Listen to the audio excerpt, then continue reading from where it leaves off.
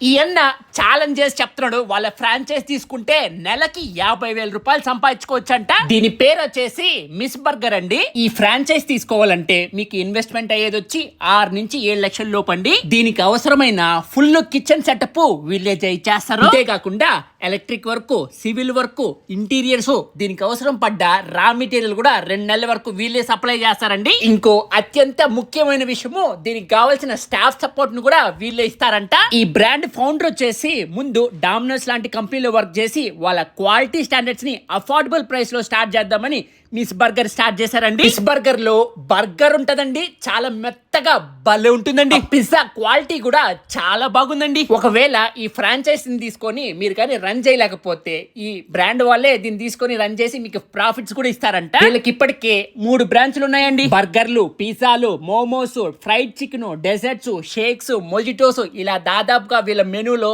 300 పైగా ప్రోడక్ట్స్ ఉన్నాయండి. ఇంకొక ముఖ్యమైన విషయం అండి, ఈ ఫ్రాంచైజ్ తీసుకుంటే 2 సంవత్సరాల దాకా ఎటువంటి రాయల్టీ తీసుకోరండి. ఈ ఫ్రాంచైజ్ వచ్చేసి నెల్లూరు మాగుంటి లేఅవుట్ లో 1947 ఫుడ్ నేషన్ ఫుడ్ కోర్ట్ లో ఉంటుందండి. మరిన్ని వివరాల కోసం స్క్రీన్ పైన నంబర్ కి కాల్ చేయండి, లేదంటే WTF అయినా కమెంట్ చేయండి.